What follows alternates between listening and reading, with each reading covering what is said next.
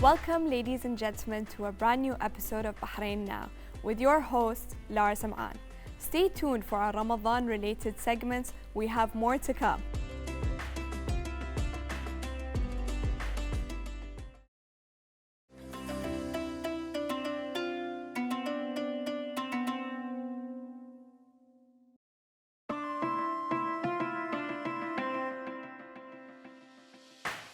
Bahraini shikalima is a round bite-sized dessert made mainly of flour, sugar and oil.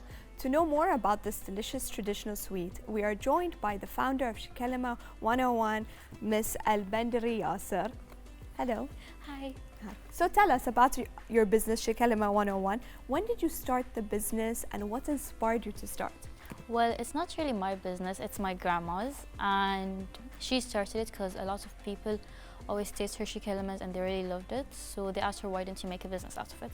And she did, and I just help her with the managing and the social media because she's my grandma. Of course, us as the younger generation, we know how to do these things. Yeah, and since I just got my license, I also help her with deliveries every once in a while. Oh wow, that's amazing, yeah. Amazing. What do you have prepared for this month? Please tell us about it.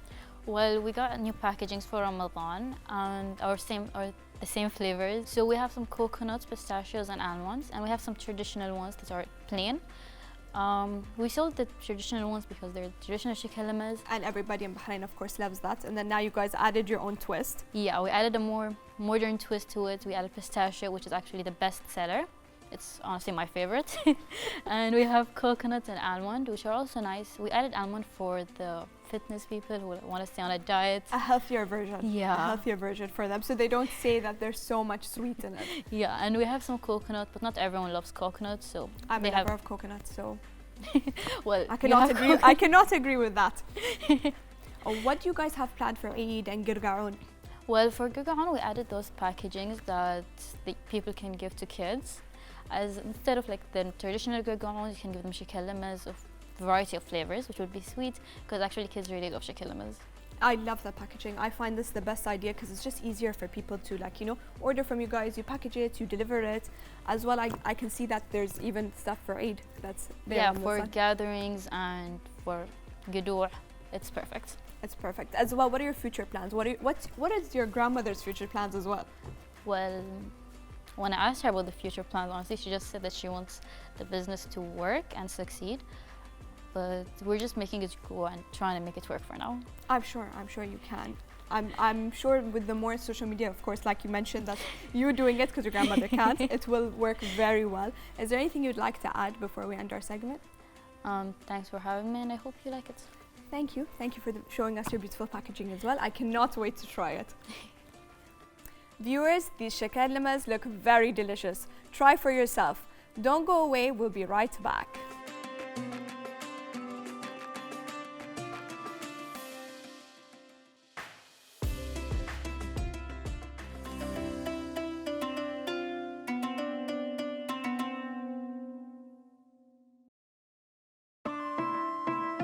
Welcome back. Let's take a look at what's happening around Bahrain this Ramadan.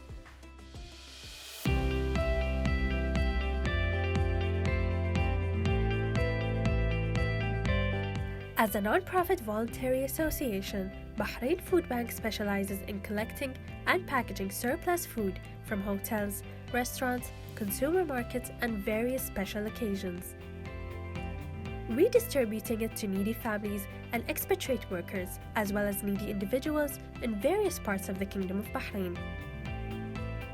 Amongst the charity's different collaborations, Domino's Pizza and Bahrain Food Bank have come together to serve the people in need with the Pizza for Good initiative, a non-governmental organization with a goal to conserve bounties by reducing food waste and distributing it to those in need. This holy month, the initiative has come together with other businesses as well, such as Talabat and other markets that have made donating and giving back easier.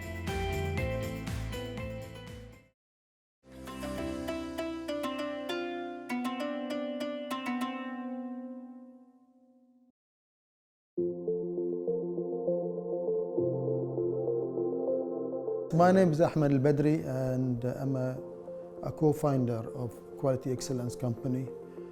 And me and my two colleagues have started this business, hoping that we'll be playing a major role in developing and improving education by utilizing our friends and colleagues who have worked with us during the years in the quality assurance and in the Ministry of Education as well. We found that having collaborative work always produces positive impact. And having that in mind, of course, we realized that these expertise can be utilized favorably to support government and private schools. And in doing so, we have entered into some agreements with private schools, and we have gauged the impact. And luckily and happily to say that we have made positive impacts when we have worked with those private schools and some training institutes. Having said that, and before anything else, we are in Ramadan, and I think we should convey our respect and love to our beloved King and His Royal Highness the Crown Prince, the Prime Minister, and to the lovely people of Bahrain. This is Ramadan and it's a lovely time, and people think, well, I think backward during the years when I was a kid. We used to play throughout the nights till the morning, no hassle, playing in the narrow streets and playing in the courtyards and the alleys. Everybody was happy, everybody was joyful, everybody were together. But now with COVID-19 problem and pandemic, things are different and more challenges are there, and we have to live with that and utilize the time favorably, getting in contact with our loved ones virtually. We used to talk to them, see them, play with them, but now we have to use technology and communicate with them through the available resources at our disposal. And luckily we have the phone, which has all the techniques and technology where you can communicate verbally and using the video conference, of course, actively. I have few wishes for Bahrain, and as any Bahraini, I would like my country to be the very best in the world. I would like to be better than Mauritius and better than Singapore when it comes to education and economy. Obviously, to do so, we need to look at education as a whole, whether education is delivering the right messages to develop and prepare individuals, Bahraini individuals, to play the major role in developing economy, developing science, developing all the aspects of life in Bahrain. I think we are on the right track, but we need more. We need more efforts from everyone. We need efforts from schools, efforts from universities to produce individuals who can challenge the problems which any country can face, be it technical, be it economical, or be it social. We need to be very positive and obviously make sure and revise the curriculum that are put forward for our students in schools and so in universities. We need graduates who are thinkers, who are creators. We need to look at talents creatively and give the support and help to the individuals to perform better, to make better impact positively as time progresses. We noticed, looking at the COVID-19 problems now, people have faced few problems when it comes to utilizing technology to the benefit of learning. We noticed that people in the beginning were very afraid to use technology in the favor of students. We noticed parents still have struggling to use technology and to follow up their kids in schools. But as the time progressed, people are getting more conversant with technology, and they are now, I think, to some extent, much better than last year. As a message I would like to deliver to schools, I hope that all the schools will cater for the individual student. Look at talents and make talents something that everybody should be working toward, improving talents. We should look at creators, inventors. Things of this nature should be readily clear and utilized effectively in the curriculum development and the curriculum application in schools. We want universities to produce people who can impact the society, impact the technology, impact the economy of Bahrain. Without the individual Bahraini who can, I'm sure any Bahraini in this time and day can be the very best person. Sheikh Mohammed bin Mubarak said, we want Bahrainis to be number one, and to do so, there's a lot of effort on everyone, government, private, or individuals when it comes to achieving that goal. And I hope, sincerely hope with this Ramadan and all the wishes I have for my country, for my colleagues in this company, and for the individual Bahrainis, that too, it's high time we did work harder and produce more to improve Bahrain as a whole. My name is Basma Mohammed Ibloushi. I am the co-founder of Quality Excellence for Educational Consultancy. We are a company that really cares about quality of education throughout all educational institutes here in Bahrain and internationally, inshallah. If we think of COVID-19 impact on education, we see how different education has become. We might think happily because we have engaged with technology more. We're moving towards technology literacy in a very positive way. However, the social impact and the emotional impact of COVID-19 has been drastic on children and educators all around the world. We cannot forget that billions of children has been affected by being away from the normal teaching situations that we had normally.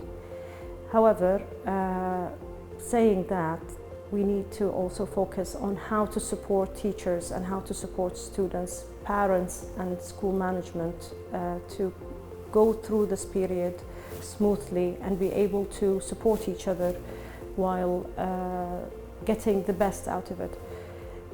This being said, we can think of ways, for example, of building up communities of cooperative and collaborative way of working together through meetings between teachers, parents and administration and schools, to be able to pull up ideas and come up with solutions that would help students learn in a better way.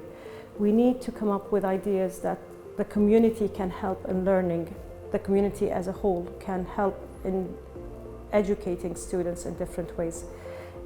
Teachers have to think in a very different way. Teaching is not all about the curriculum, it's about caring about the students in a very different way. We have to care about their emotions, about the way they think, about how meaningful their learning is to them. Why are we learning certain things? Why are we learning these things? So the students need to learn why they're learning and what is it there for them. So the learning process has to change drastically now. We have to think in a very different way. We keep on informing schools, we keep on training schools and teachers and institutes about the 21st century skills. We keep on telling them that you need to keep these skills in your mind while you're teaching, while you're assessing students, when you put them in groups, when they work together.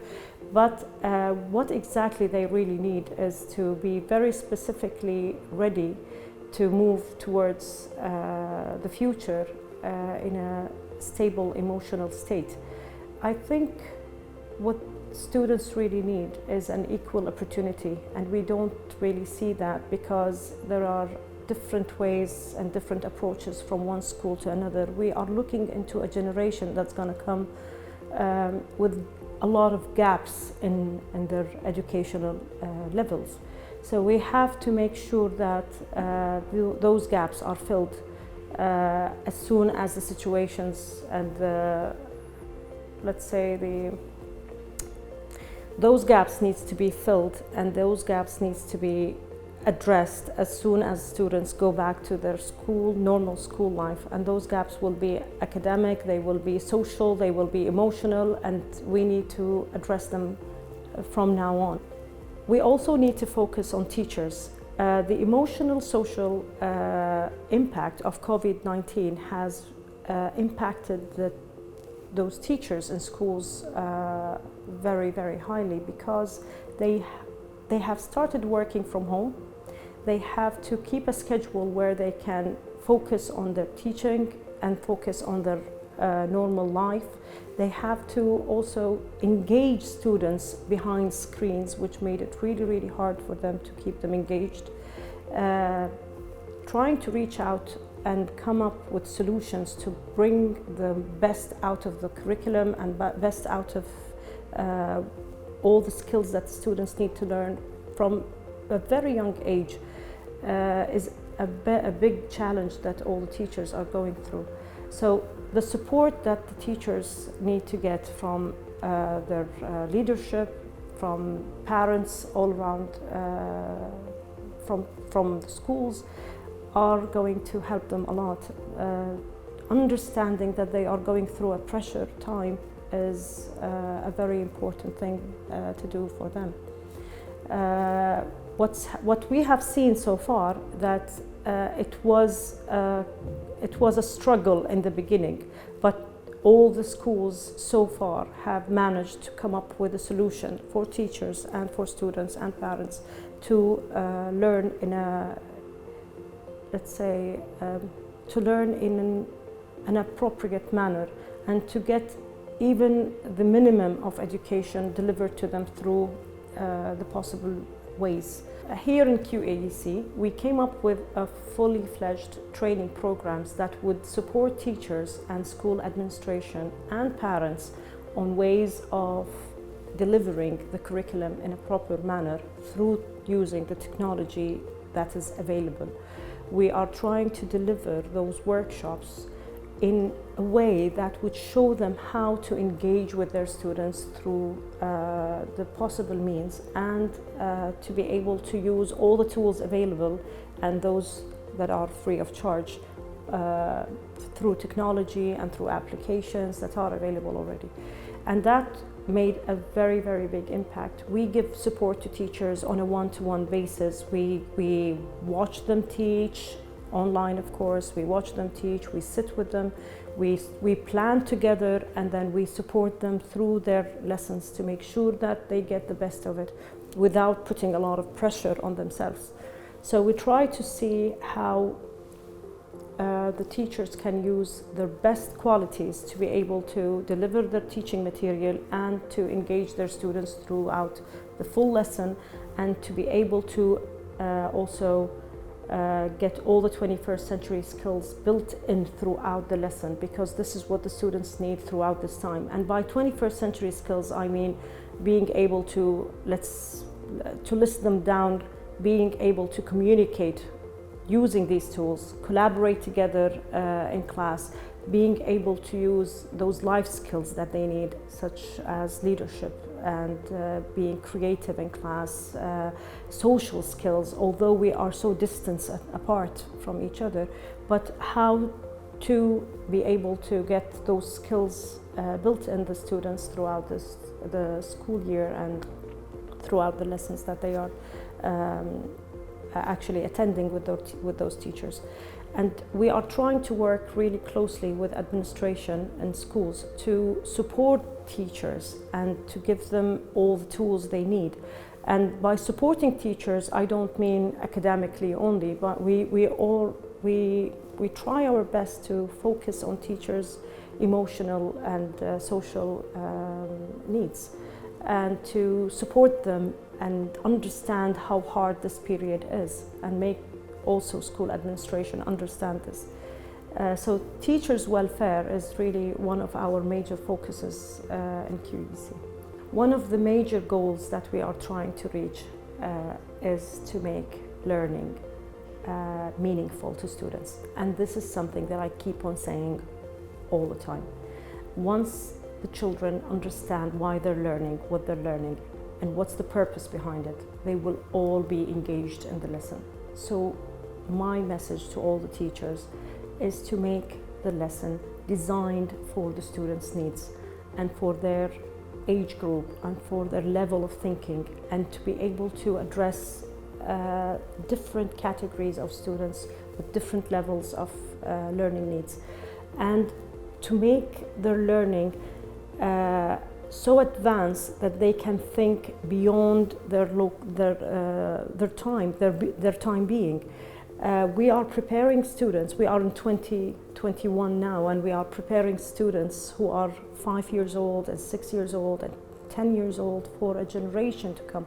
And this is something that we really need to consider. It's not only the 21st century skills that we are trying to get our students ready to have, we have to prepare them for the 22nd century skills. So teachers need to have in their mind that not only we get them to get prepared for the coming century, it's another century all over there with climate changes, with social problems, with universe changes. So you need to make your students think more and think wider than the possible ways of thinking. And I think if teachers and schools start thinking in a very advanced way, they will be able to come up with skills that the students will be able to use very easily in their future life, in the market. During this holy month of Ramadan, I wish all teachers, students and leaderships in all schools a very happy Ramadan, and wishing that the situation will be stable inshallah very soon.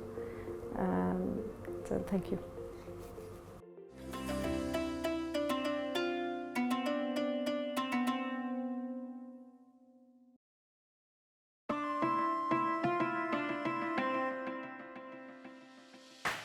I'd like to wish you all Ramadan Mubarak once again and a blessed evening. Make sure to join us for more upcoming exciting segments tomorrow. With me, Lara Sam'an, good night and God bless.